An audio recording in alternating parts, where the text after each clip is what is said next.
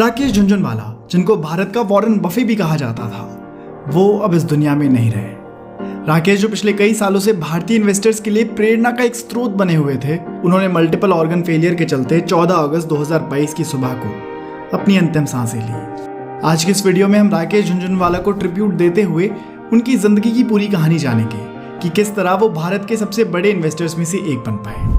जहां आज के समय में पैसा कमाना बहुत ही मुश्किल माना जाता है, उसी इकोनॉमी में राकेश झुनझुनवाला ने हजारों करोड़ों रुपए कमाए। शुरुआती दिनों में इनके पास एक भी रुपए नहीं थे। इनके पिता ने इन्हें पैसे देने से भी इनकार कर दिया था, लेकिन अपनी जमा पूंजी लगाकर उन्होंने 5,000 रुपए से शुरुआत करी। राकेश झुनझुनवाला भारतीय स्टॉक मार्केट के किंग कहे जाते थे। वो एक रिनोन्ड इन्वेस्टर और बिजनेसमैन थे। उन्हें भारतीय स्टॉक मार्केट में जितने भी इन्वेस्टर्स हैं, सभी अपना आइडल मानते थे। उन्होंने 1985 में केवल 5,000 रुपए की जमा पूंजी से शेयर मार्केट में इन्वेस्टमेंट करना शुरू करा था और फिर उन्होंने उसी 5,000 रुपए को 16,000 करोड़ रुपए तक पहुंचा दिया था। राकेश ने अपना कॉन्फिडेंस कभी भी कम नहीं होने दिया। उनके कॉन्फिडेंस के कारण ही सभी शेयर बाजार में उनकी एडवाइस मानते थे। राकेश झुनझुनवाला का जन्म 5 जुलाई 1960 को मुंबई में हुआ। आम मिडिल क्लास लोगों की तरह ही उनकी भी अपब्रिंगिंग हुई। जब राकेश 15-16 साल के थे, तब उनके पिता का थोड़ा बहुत इंटरेस्ट शेयर बाजार में हुआ करता था। उन्हें देखकर ही राकेश के मन में भी इन्वेस्टिंग का इंटरेस्ट जगने लगा। तो एक दिन राकेश ने अपने पिता से पूछ ही लिया कि शेयर मार्केट में ये शेयर्स ऊपर नीचे कैसे होते हैं। उस समय उनके पिता ने उन्हें सलाह दी कि अखबार पढ़ा करो। जिस कंपनी के बारे में न्यूज आई है, उस कंपनी के शेयर के भाव ऊपर या नीचे हुए होंगे। उस दिन राकेश को शेयर मार्केट के बारे में पहली सीख मिली। उन्होंने स्टॉक्स और पब्लिक परसेप्शन के रिलेशन को जाना। उसी उम्र में राकेश का इंटरेस्ट भी स्टॉक मार्केट में और बढ़ने लगा। वो अब अलग अलग कंपनीज के बारे में पढ़ने लगे और जानकारी भी जुटाने लगे। उन्हें हर रोज कुछ नया जानने की क्यूरियोसिटी रहती थी। राकेश ने अपनी ग्रेजुएशन की डिग्री मुंबई के सईद नाम कॉलेज से हासिल की। राकेश ने अपने पिता से स्टॉक मार्केट में जाने के लिए पूछा, तो उनके पिता ने जवाब दिया कि तुम्हें जो करना है कर लेना, बस पहले अपनी प्रोफेशनल डिग्री की पढ़ाई पूरी करो। इसी के बाद राकेश ने अपनी चार्टर्ड अकाउंटेंट की पढ़ाई पूरी करी। जब राकेश ने अपनी सीए की पढ़ाई पूरी कर ली, तो उन्होंने अपने पिता से फिर कहा कि अब मुझे शेयर मार्केट में जाना है।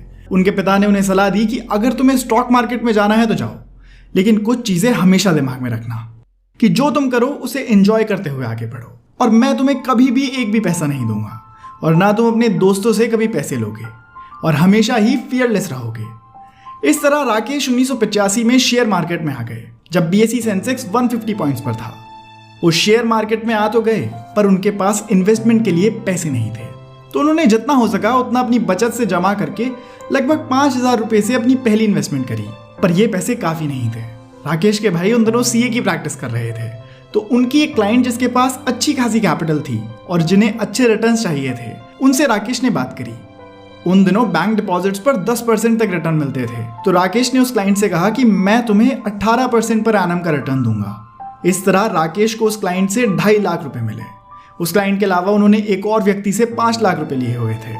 ऐसा करके उन्होंने अपना कैपिटल जुटाया। शुरुआती दिनों में तो उन्हें ज्यादा कुछ फायदा भी नहीं हुआ, पर वो खुद पर विश्वास लिए जुटे रहे। राकेश ने अपनी काबिलियत और मेहनत के दम पर 1986 में अपना पहला बड़ा प्रॉफिट कमाया।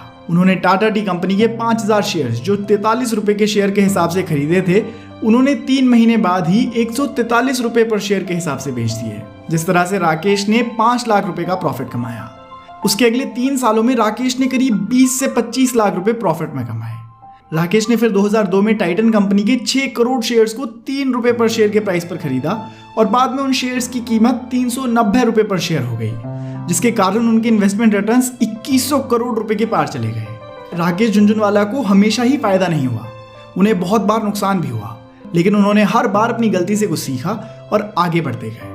कुछ ही समय की बात थी कि उन्होंने स्टॉक मार्केट में अपने नाम का झंडा लहरा दिया था। राकेश ने हमेशा ही अपने डिसीजंस में पेशेंस रखा। राकेश झुनझुनवाला का सक्सेस मंत्र है कि इंसान गलतियों से ही सीख सकता है। जब तक हम अपनी गलतियों को मानकर उनसे सीखेंगे नहीं, तब तक हम आगे नहीं बढ़ेंगे।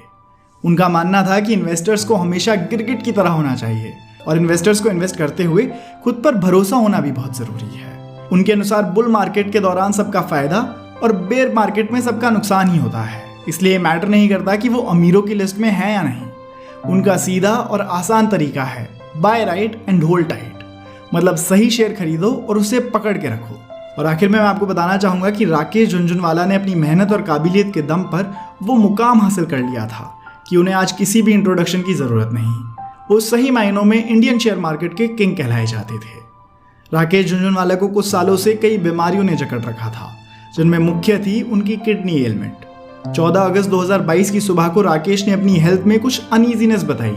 इसके तुरंत बाद ही उन्हें मुंबई के ब्रीच कैंडी हॉस्पिटल ले जाया गया, जहां उन्हें मल्टीपल ऑर्गन फेलियर्स के चलते मृत घोषित कर दिया गया। कुछ इस तरह भारत के सबसे प्राइम इन्वेस्टर्स में से एक रह चुके राकेश झुनझुनवाला ने इस दुनिया को अलविदा कहा। दोस्तों, यही थी कहानी मिस्टर राकेश झुनझुनवाला की। अगर आपको उनकी कहानी से कुछ सीखने को मिला हो तो आप इस वीडियो को अपने दोस्तों के साथ जरूर शेयर कीजिएगा। धन्यवाद।